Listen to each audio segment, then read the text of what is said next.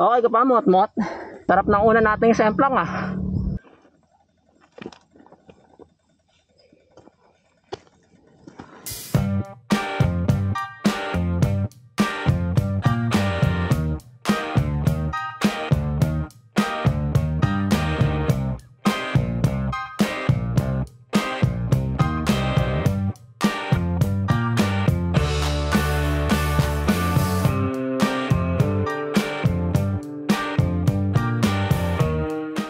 Fujifilm X-E1. Ito yung pinakauna nating Fujifilm mirrorless camera. Gamit ko to around 2012, 2013, more than a decade ago. And isa ako sa mga user ng mga mirrorless. Ang bansag pa dito ng mga tao noon is Digicam.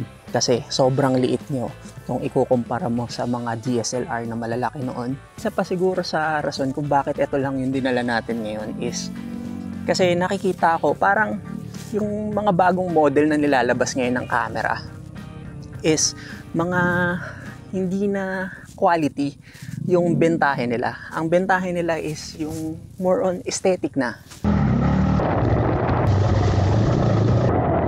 Another day, another adventure gamit tong scrambler natin.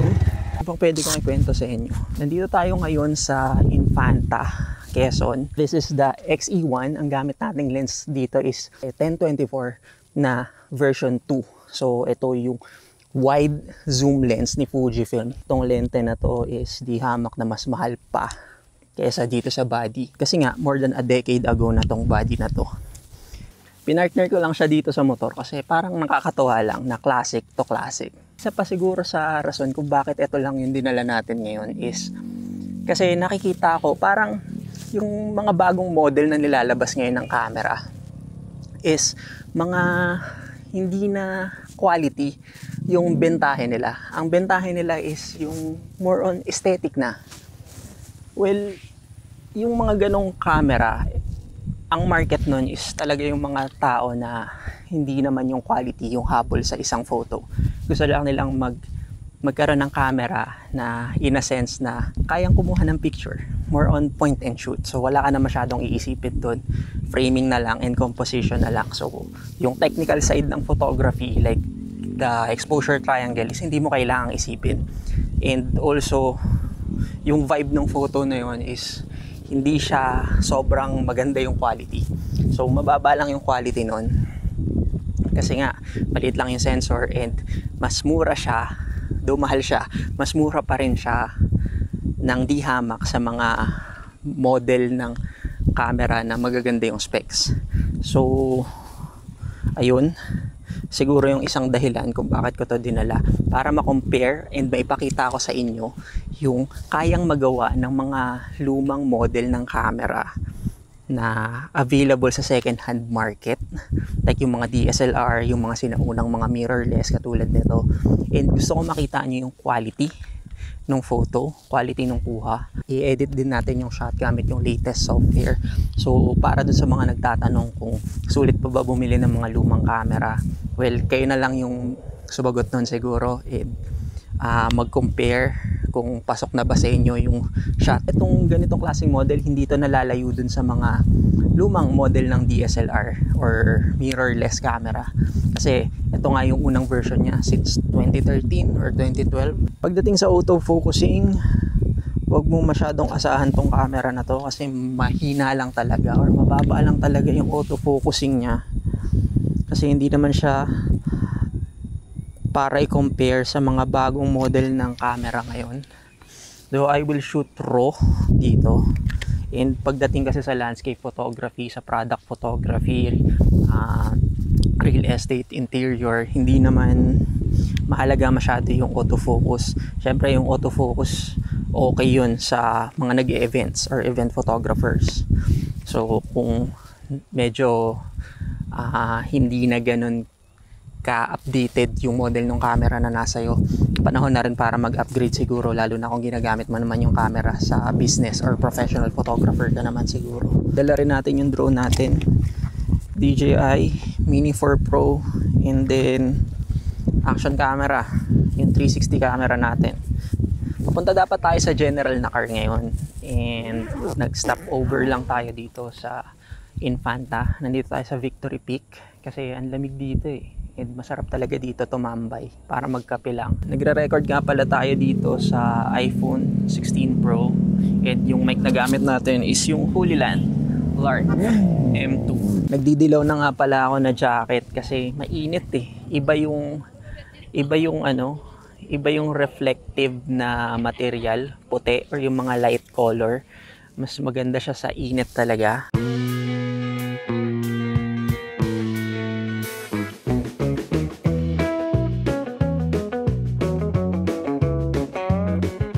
So huminto lang tayo saglit para magpalipad ng drone at kumuha ng ilang mga picture. Sa ganito kasing panahon, maaliwalas, maganda yung lighting condition, any camera will do given na optimal yung settings niya. So yung quality, hindi ko alam kung mapapansin nyo yung kaibahan ng quality ng lumang camera sa mga bagong camera. Especially nasa optimal yung setting niya and good yung lighting condition.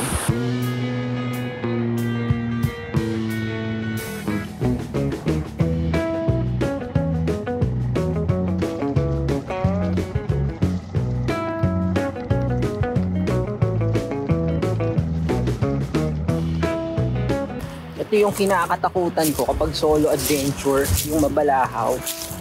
Well, kasalanan ko rin naman kasi pumunta ako dito sa Buhanginan. Pero ang ganda kasi dito yun. Tignan nyo naman. Oh. Dagat. Dito sigurado malinis talaga yung dagat dito kasi Pacific Ocean to eh. Wow. Ganda. So moment of truth, kaya natin maiahon ang ating motor sa pagkakabalahaw. Lalagyan mo lang raw ng kahoy. Lalagyan mo ng kahoy.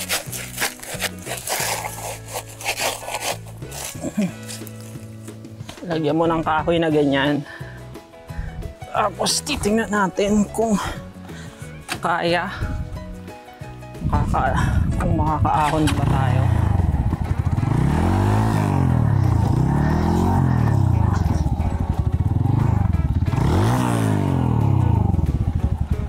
I'm stuck.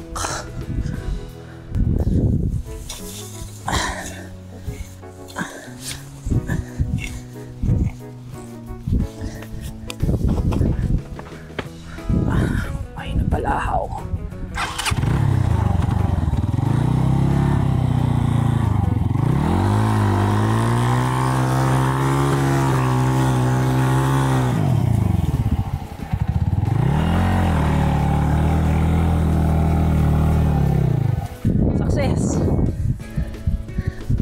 Success! Nakaahon tayo.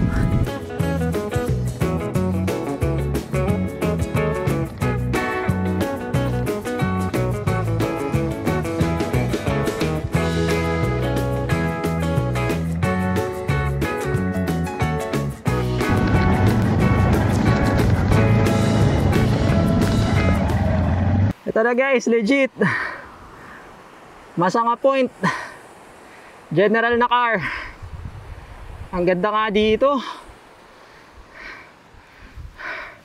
Akala ko kanina nandun na tayo sa Masanga Point. Ang layo pa pala.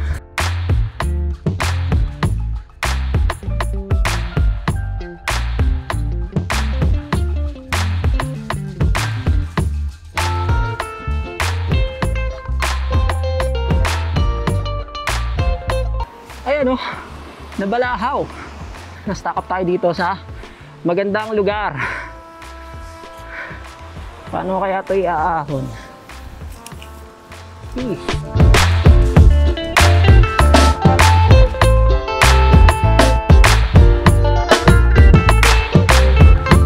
Naiahon din natin, pambihira. Yung 3 litro na baon kong bladder, paubos ko na. Maya-maya, alis na rin tayo. Maraming taong papunta dito eh. Nakasabay natin kanina, kumain lang sila. So tayo, nauna tayo dito. So magpi-picture lang ako saglit, mga 10 minutes siguro. Lobat na yung drone natin. Insta360, tsaka itong main camera na lang natin, tsaka yung iPhone. So mag-shoot na muna ako gamit to. Siguro naririnig nyo pa naman ako kasi malayo naman yung range na itong microphone eh. So mabilisan lang na picture dito, tapos umalis na tayo dito kaagad. Ganda oh, patay yung alon dito kasi mabato, tapos ang linaw ng tubig. Di ko alam kung low tide ba. Low tide siguro.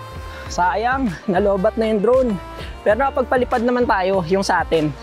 Pero hindi natin nakuhaan to ng 360 na shot. 230. Batchy na rin ako. Dire-diretsong biyahe na. Wala nang tigil-tigil. Kasi mahirap na abutin ng dilim dito sa general na car. Walang ilaw dito eh. Okay lang sa Marilaki siguro kasi kalsada naman yun. Kahit walang ilaw doon. Pero dito, rough road. Challenging talaga. Time check. 2:30. Alis tayo dito sa Masanga Point. Try natin kuhain ng 2.5 hours yung paglabas. Good luck sa atin. Wala nang hinto-hinto.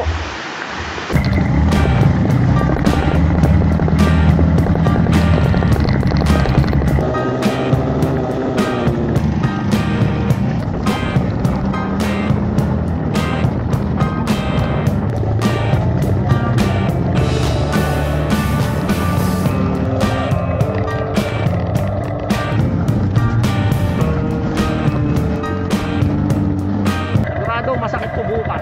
Sarap ng una nating semplang ah.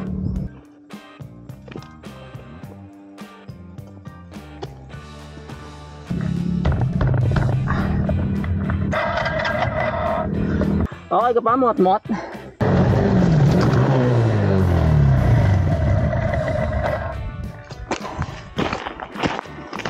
Nag-block ata yung wow! Look at that! Unit show! Sarap ng una nating semplang ah.